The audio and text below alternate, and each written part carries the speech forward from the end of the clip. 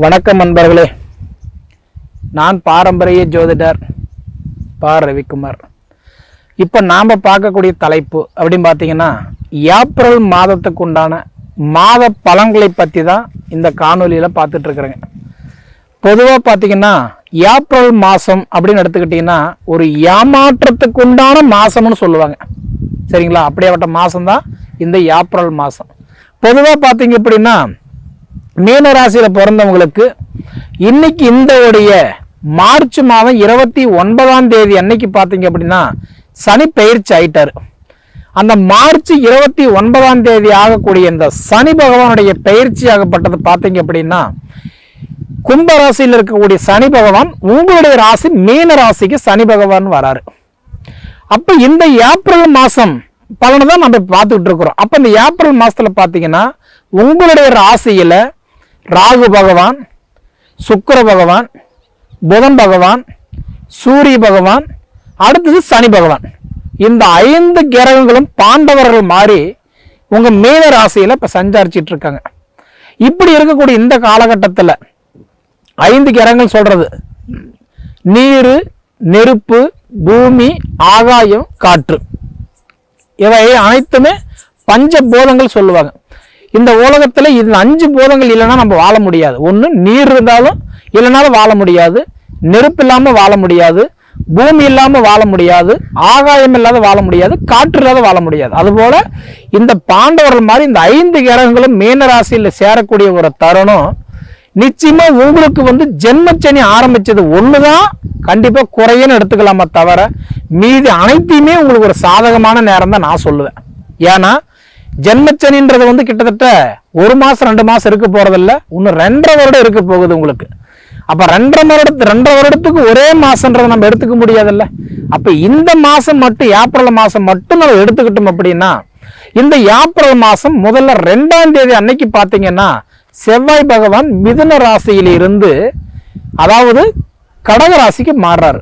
உங்களுக்கு 4வது வீட்டில் இருக்கக்கூடிய இன்னைக்கு செவ்வாய் பகவான் 5வது வீட்டுக்கு போறாரு. அப்ப 5வது வீட்டுக்கு போகக்கூடிய கட்டம் அந்த செவ்வாய் பகவான் கடக ராசியில போய் நீச்சம் அடைகிறாரு. அப்ப நீச்சம் அடைஞ்ச கிரகம் வேலை செய்யுமான்னு பார்த்தா வேலை செய்யாது.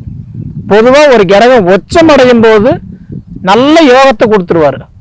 நீச்சம் அடையும் போது அந்த வீட்டுக்கு செல்வாக்களை எடுத்துக்கிட்டு தான் விடுவார். அதாவது கடனாளாக்கி விடுவார், கஷ்டத்தை கொடுத்துருவார்.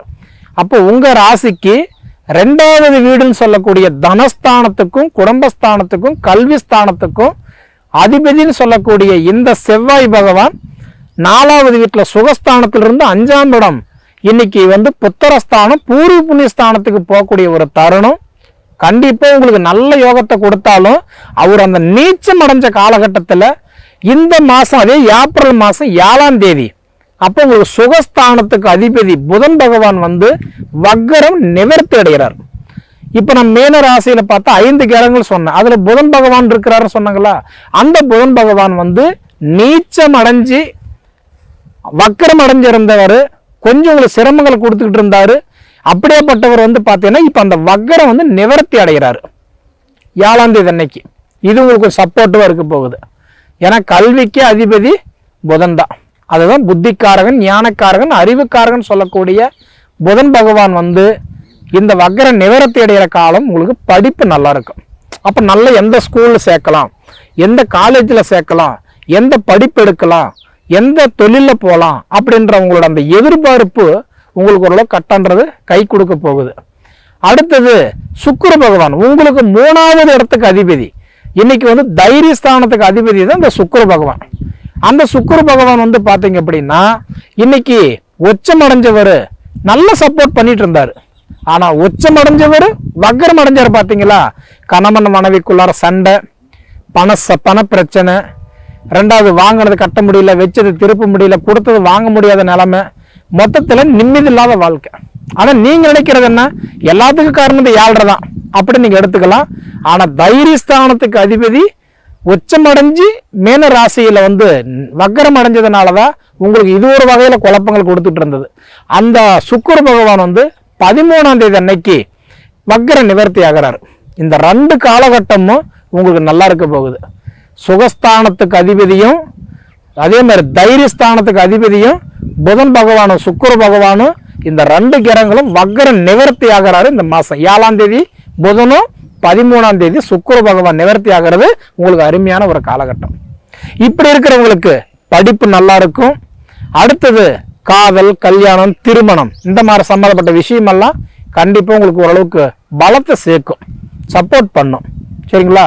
அண்ணன் தம்பிகளுக்குள்ளார சொத்து பிரிக்க முடியல, சொந்தத்துல பிரச்சனை இருக்குது, கணவன் மனைவிக்குள்ளார போராட்டம், ஏன்டா பிறந்தன்ற அளவுக்கு சிரமப்படுறாங்க. கிட்டத்தட்ட இந்த 2.5 வருஷத்துலயே பாருங்க அவ்வளவு கஷ்டப்பட்டுட்டேன், ஒண்ணுமே 5 வருஷம் இருக்குன்னு சொல்ல போறீங்க, இந்த 5 வருஷத்துல இவ்வளவு கஷ்டப்படணுமா அப்படின்னு கேட்டா, சனி பகவான் மட்டும்தான் இந்த உலகத்தை ஆள்றது இல்லைங்க.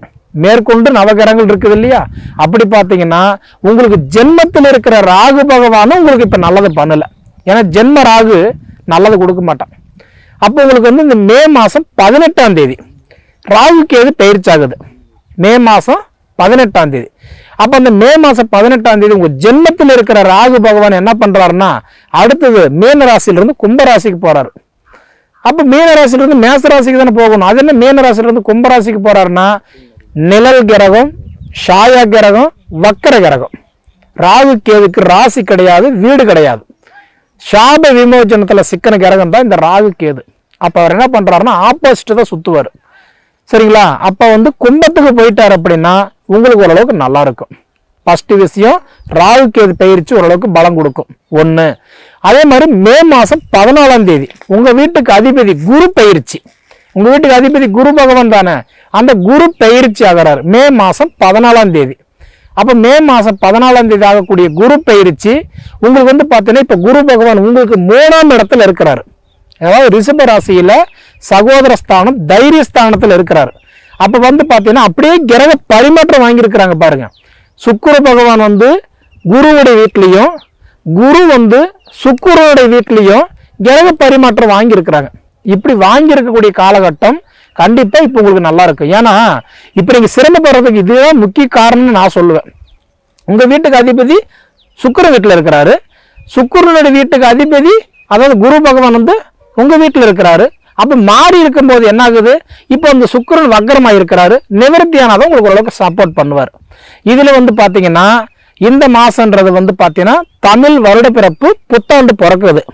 கிட்டத்தட்ட இந்த குரோதி வருடம் முடியுது. எப்ப 14ஆம் தேதியோட முடியுது. ஏப்ரல் மாசம் 14ஆம் தேதி அன்னைக்கு பாத்தீங்கன்னா கட்டன்றது விஸ்வாவசு வருடத்துடைய தமிழ் மாசம் புத்தாண்டு பிறக்க போகுது. அப்படி பிறக்கும் போது சூரிய பகவான் உங்க ராசியில் இருக்கிறவரு அடுத்தது 2வது வீட்டுக்கு போயிடுவார், மேச ராசிக்கு போயிடுவார். அப்ப 2வது வீடுன்னு சொல்றது தனசன்றது வந்து தனஸ்தானம், குடும்பஸ்தானம், கல்வி ஸ்தானத்துக்கு போயிடுவார். அப்ப 14ஆம் தேதி வரைக்கும் உங்களுக்கு கொஞ்சம் சிரமங்களை கொடுத்துக்கிட்டு இருந்தாலும் 14 தேதிக்கு மேல சூரியன் மாறும் போது என்ன பண்ணுவாருன்னா பிரிஞ்ச குடும்பங்களை ஒன்னா சேர்த்துருவாரு.